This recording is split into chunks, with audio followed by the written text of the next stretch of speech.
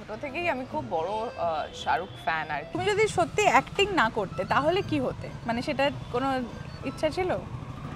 Maybe pilot হতাম, দেবদার অপোজিটে। সেটা আরেকটা পাওয়া। আমি যখন বাংলাদেশেও যেতাম এর আগে, ওরা লিটারেলি আমি যখন এয়ারপোর্টে ল্যান্ড করতাম তারপর থেকে আমি আমার নাম ইভিকা ছেড়ে আমি জানি এরপর থেকে আমার নাম প্রিয়তমা। ওই জন্য আমি ভাঙিনি। আমি আমার দর্শকদের হৃদয়ে, মানে যারা পছন্দ করে তাদের হৃদয় আমি ভাঙতে চাইছি না, আমি সিঙ্গেল। ছোট পর্দা থেকেই পথ চলা শুরু তাঁর।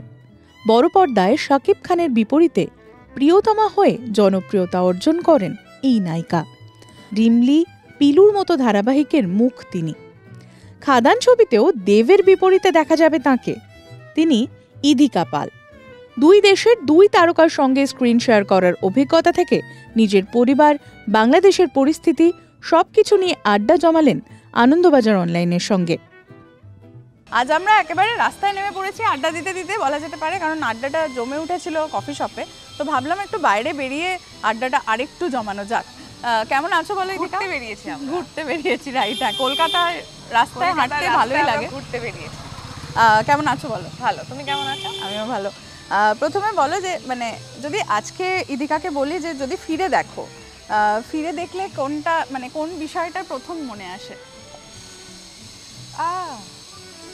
বলতে গেলে হয়তো দ্যাট ফার্স্ট ডে যখন আমি প্রথম শুটিং ফ্লোরে এসেছিলাম। আমার কোনো আইডিয়াই ছিল না ফ্লোর কেমন হয়, শুটিং কিভাবে হয়, ক্যামেরার কি পজিশন বা কি করতে হয় সামনে দাঁড়িয়ে ক্যামেরা।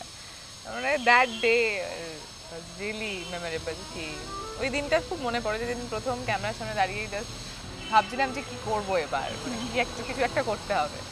তো সেইটা থেকে আজ অব্দি এখানে আসা জার্নি, লং জার্নি। মানে যখন প্রথম ওই হয় না ক্যামেরার সামনে দাঁড়ানো এবং প্রথম কথা বলা, লাইট নেওয়া, এইগুলো তো মানে শিখতে শিখতে বেটার হয়। না, অনেক পরে শিখেছি। মানে আচ্ছা। আমার এরকম বহু দিন গেছে যে মানে আমি একদম দাঁড়িয়েছি অন্ধকারে, আমাকে দেখাই যাচ্ছে না। আচ্ছা। তো অনেক সময় হয় কি আমাদের শটের মাঝখানে বলার সুযোগ থাকে না, তখন আর্টিস্টরা বুঝে নিয়ে নেয় আর লাইট নিয়ে নেয়। তো তখন কিছুই জানতাম না। তখন এমন হয়েছে গোটা সিনটা বেরিয়ে গেছে। আমি যেহেতু টেলিভিশন থেকে শুরু করেছিলাম, আমার তো টেলিভিশনে আমাদের কাছে খুব বেশি টাইমও থাকে না যে ওইটাকে আবার রিটেক করে আবার अगेन করবে পুরো গোটা সিনটা। তো আচ্ছা ঠিক আছে, চলো, যেটা হয়ে গেছে হয়ে গেছে।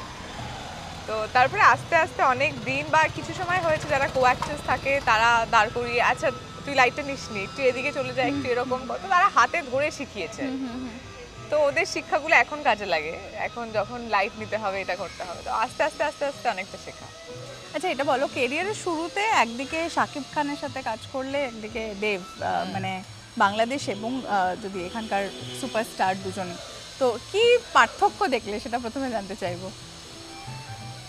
পার্থক্য কিছু দেখতে পাইনি আমি, শুধু হ্যাঁ একটা পার্থক্য দেখেছি যে আমি শাকিব খানকে দেখেছি একটু ইন্ট্রোভার্ট, একটু নিজের একটা জোনে থাকে, নিজের মতন করে থাকে, কাজটা সবসময় ভাবে। আর আমি দেবদাকে দেখেছি ফ্লোরে ভীষণ হাসি ঠাট্টা করতে, মজা করতে, হুল্লোড় করতে।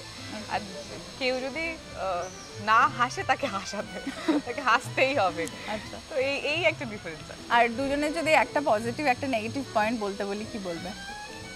নেগেটিভ পয়েন্টটা এই গেছে, আমি অতটা বোধহয় ওদেরকে খুব পার্সোনালি চিনি না যে নেগেটিভ পয়েন্ট বলতে পারবো, কিন্তু পজিটিভ বলতে পারি। সেটা দুজনের একটা বড় মিল, সেটা হচ্ছে যে তারা ইন্ডাস্ট্রিতে এতগুলো বছর কাটিয়েছে, এত প্রজেক্টস তারা করেছে, এত অভিজ্ঞ তারা দুজনেই, but superstars both of them. But still তারা নিজেদের কাজেদের প্রতি অতটাই প্যাশনেট, ভীষণ ডেডিকেটেড।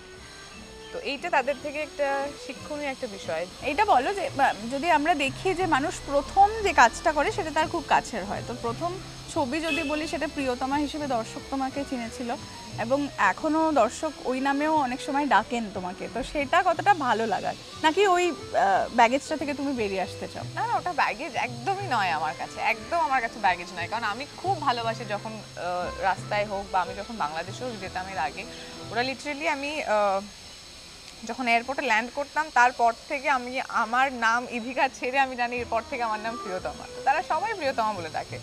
ওটা এত ভালো লাগতো শুনতে, বা এখনো যখন কেউ রেকগনাইজ করতে পারে যে তুমি প্রিয়তমা করেছিলে না, বা তুমি প্রিয়তমা না, মানে ওই ব্যাপারটা একটা আলাদাই একটা পাওয়ার জায়গা। তো ওটা কখনোই ব্যাগেজ নয় আমার। না, অনেকে ভাবেন যে ওই চরিত্রটা নিয়ে অনেক কথা বলেছে, আমার পরের চরিত্রে যাওয়ার জন্য ওই নামটা ছেড়ে আমাকে নতুন ভাবে আবার শুরু করতে হবে। না না, ওই চরিত্রটা তো ওই চরিত্রের জায়গায় আছে, মানুষ সেটাকে একটা ভালোবাসা দিয়েছে। আমি শিওর যখন মানুষ নতুন কিছু দেখবে, আমি সবসময় চেষ্টা করি, তাই এখনো তো এরকম নয় যে আমার প্রায় অনেকগুলো কাজ আছে, খুব কম সংখ্যক, কিন্তু আমি তাও এখনই চেষ্টা করি যে যখন আজ থেকে হয়তো 30 বছর বাদে গিয়ে আমি আমার গ্রাফটা দেখবো, যেন প্রত্যেকটা কাজকে আরেকটা কাজের থেকে আলাদা করে দেখতে পারি। যতক্ষণ আমি না দেখতে পারবো ততক্ষণ আমি দর্শককে দেখাতে পারবো। ওকে, আর যদি ইন্ডাস্ট্রির কথা বলি, ইন্ডাস্ট্রিতে মানে ইধিকা কার প্রিয়তমা হতে চায়? হ্যাঁ, মানে সেটা তুমি ফ্যান, সেটাও বলতে পারো, মানে কারোর ফ্যান যদি হয়। শাহরুখ খান। ওকে, এটা প্লিজ একটু শাহরুখ খানের দিকে বোঝা। আচ্ছা তুমি ডাই-হার্ড ফ্যান মানে ছোট থেকে? হ্যাঁ হ্যাঁ হ্যাঁ, ভীষণভাবেই ছোট থেকেই আমি খুব বড় শাহরুখ ফ্যান আর কি। আমি রিসেন্টলি যখন মুম্বাই গেছিলাম, লাইক মান্নাত আমার দেখা হলো না, তো মানে খুব খুব বড় ফ্যান ছোট থেকে। আচ্ছা, আর এই এক্সপিরিয়েন্সটা বলো, খাদানে দেবদার সাথে কাজ করার এক্সপিরিয়েন্স কেমন ছিল? খুব ভালো এক্সপিরিয়েন্স, খুবই ভালো, কারণ খাদান এত বড় একটা ক্যানভাসের ছবি, সেটা একটা পাওয়া, তার উপরে দেবদার অপোজিটে সেটা আরেকটা পাওয়া। তো ওভারঅল কাজের এক্সপিরিয়েন্স খুব ভালো। ইনকেস আমি প্রথম যখন শুটিং শুরু করার আগে আমার মনে হয়েছিল যে লাইক মানে তাকে স্টার, আমি যদিও তার আগে শুনেছি যে না খুব ভালো, ফ্লোরে ভীষণ ভীষণ ফ্রেন্ডলি জোনে কাজ করো, ওরকম ইয়ে নেই, বাট দ্যাটস ট্রু। আমি যদি যতক্ষণ এক্সপিরিয়েন্স না করবো আমার পক্ষে বোঝাটা একটু ডিফিকাল্ট হবে, কিন্তু আমি এক্সপিরিয়েন্স করেছি, ইটস ট্রু কি সত্যি খুব ফ্রেন্ডলি জোনে কাজ করে। এবং মানে সিচুয়েশন থাকে না, অনেক সময় ফ্লোরে সিচুয়েশন খুব হেভি হয়ে যায় বা আমাদের মনে হয় যেটা একটু ভারী হয়ে যাচ্ছে ব্যাপারটা, তখন নিজের চেষ্টায় সিচুয়েশনটা লাইট করে দেয়। তোমার তো ছোট পর্দায় কাজও রয়েছে, বড় পর্দায় কাজও রয়েছে, তো সেই জায়গায় দাঁড়িয়ে সিরিয়ালে ফিরতে কখনো ইচ্ছে করে? সিরিয়াল একটা এমন জায়গা যেটা প্রথম আমাকে সুযোগ দিয়েছে। সিরিয়ালের প্রতি আমার অঢেল ভালোবাসা আছে, কিন্তু সিনেমা এমন একটা জায়গা যেটা আমি যখন ইন্ডাস্ট্রিতে এসেছিলাম, আমি তখন থেকে স্বপ্ন দেখতাম যে আমি একদিন এই জায়গাটাতে পৌঁছবো বা এই কাজটা করব। এখন এখন যেই সিচুয়েশনটাতে আমি আছি, এখন আমি আমার স্বপ্ন উপভোগ করছি। তো সেটা আগে আরেকটু অনেকটা উপভোগ করে নিই, তারপর যদি কোনোদিনও মনে হয় যে না এবার উপভোগ আমার শেষ হয়ে গেছে, তখন একদমই। এই ইন্ডাস্ট্রিতে যদি বলি বন্ধুত্ব কার কার সাথে হলো, মানে ইধিকার বন্ধুকে? বন্ধু আমার সবাই। আচ্ছা, স্পেশাল কোনো মনের মানুষ ইন্ডাস্ট্রিতে না হলো? বাবা বা মা, যদি পুরুষ হয় বাবা, যদি মহিলা জিজ্ঞেস করা আলাদা করে তাহলে মা। না, আমি মনের মানুষ বলছি, সেটা তো প্রিয় মানুষ হ্যাঁ। তোমার জীবনে, সেটা নিশ্চয়ই বাবা। মা মা তুমিও? বাবা মানে তুমি কি বাবার বেশি ক্লোজ? অ্যাকচুয়ালি মায়ের বেশি ক্লোজ, কিন্তু জানি না অদ্ভুত বাবার সঙ্গে একটা অদ্ভুত, বোধহয় বলে যে বাবা আর মেয়েদের একটা আলাদা কানেকশন থাকে, তো সেরকম আমার মা সবসময় বলে যে তোর বাবা যাই করুক তুই সাপোর্ট করিস, আর তুই যাই করিস তোর বাবা সাপোর্ট করে। তাই সেই দেখে আমাদের দুজনের একটা ওই পার্টনার ইন ক্রাইম। ওকে, তো মানে কেরিয়ারের সময় একদম মানে ফ্যামিলিকে কি পাশে পেয়েছিলে নাকি বোঝাতে হয়েছিল যে আমি এটা করব? না, বোঝাতে অ্যাকচুয়ালি প্রথম নয়, প্রথম একটু লাইক মানে এখন নয় তখন, বা এখন কি দরকার, বা এটা কি দরকার, ওটা কি দরকার, বাট তারপরে মানে তারা আমি ব্লেসড কি আমি এরকম পেরেন্টস পেয়েছি যে যারা সবসময় সাপোর্ট করেছে আমাকে। সো তখনও যখন নতুন এসেছিলাম তখনও সাপোর্ট ছিল, ঠিক আছে যা তুই কথা শুনবি না শুনে নিজের যা ইচ্ছে কর, বাট ভালো কর, মানে যাই কর সেটা সাকসেসফুল হ, ভালো হ, আমাদের আশীর্বাদ সবসময় তোর সঙ্গে আছে। সো মেবি তাদের আশীর্বাদ আছে বলেই আজকে জার্নিটা এত দূর এসছে। একটু প্রথম এই যে বিষয়টা আমি এটাই জানতে চাইছিলাম একদম প্রথমে তোমার কাছে, যে যখন তুমি আসবে বলে ঠিক করলে তখন কি সিচুয়েশন ছিল, মানে তোমার মধ্যে কি চলছিল? কারণ একদম অচেনা একটা ইন্ডাস্ট্রি। অ্যাকচুয়ালি আমার বাবা টেকনিশিয়ান ছিল, তো তখন থেকে বাবার মুখে আমি শুনেছি এই ইন্ডাস্ট্রির ব্যাপারে, যে এটা ওটা বা এরকম ওরকম সেরকম, বাট কখনো ফেস করিনি।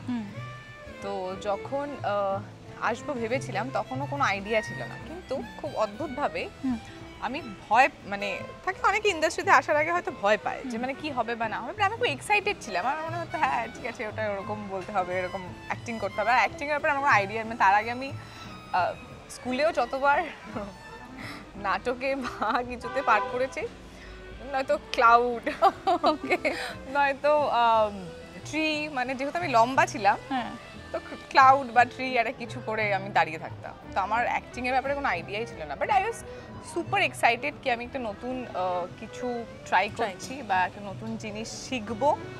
তার মানে আমার নতুন জিনিসের উপর একটা ইয়ে আছে, মানে নতুন জিনিস Challenge বলতে মানে নিতে হ্যাঁ ভালোবাসি। চ্যালেঞ্জ নিতে ভালোবাসি, যে এইটা আমি পারি না, আচ্ছা চলো লেটস ট্রাই, এটা করে দেখি কিরকম কিরকম হয় বা কি পারি। আমার মনে হয় ওই স্পিরিটটা নিয়েই আসা। তো মানে তুমি যদি সত্যি অ্যাক্টিং না করতে তাহলে কি হতে, মানে সেটা কোনো ইচ্ছা ছিল? মেবি পাইলট হতাম। ও, পাইলট হওয়ার ইচ্ছা ছিল। হ্যাঁ খুবই খুবই ইচ্ছে ছিল, মানে এখন আমি যখন কোনো সিনেমা দেখি পাইলট ওরিয়েন্টেড, আমার মনে হয় যে আমি ওখানে আমি বসে আছি, আমি এটা এরকম করতাম। মানে পাইলট হওয়ার খুব ইচ্ছে ছিল একটা, বাট কোনো একদিন পাইলট হয়ে হ্যাঁ, সিনেমা পাইলটের করব। চরিত্র করবে নিশ্চয়ই, Definitely. সেটা নিশ্চয়ই করবে। সেটাতে মানে অ্যাক্টিং এর এটা সুবিধা যে হ্যাঁ, তুমি মানে সব সব চরিত্রে হতে বেছে পারে। নিতে পারবে। আর ফাইনালি বলবো যে ইদিকা কি প্রেম করে নাকি সিঙ্গেল? না না সিঙ্গেল। সিঙ্গেল? প্রচুর মানুষের হৃদয় ভেঙে যেত এটা যদি তুমি বলতে যে না আমি প্রেম করি। ওই জন্য আমি ভাঙিনি, আমি আমার দর্শকদের হৃদয়, মানে যারা পছন্দ করে তাদের হৃদয় আমি ভাঙতে চাইছি না, আমি সিঙ্গেল। অনেক সময় বাকেট লিস্ট থাকে, সেটাতে একটা করে টিক মার্ক হতে থাকে। তো শাকিব খান হলো, দেব হলো, এরপর কার সাথে কাজ করতে চাও? শাহরুখ খান। শাহরুখ।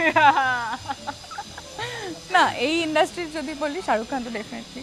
এই ইন্ডাস্ট্রিতে অনেকের সঙ্গে কাজ করার আছে, মেবি বুম্বাদা।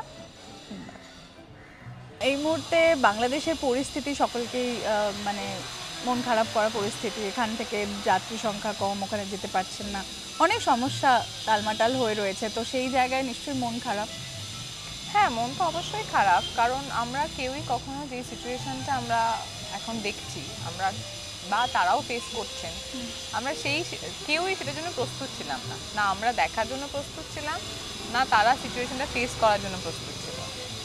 দুঃখ তো খুবই হয়, বাট আমি সবসময় এটাই প্রার্থনা করি যে যাতে খুব তাড়াতাড়ি পুরো ব্যাপারটা ঠিক হয়ে যায়।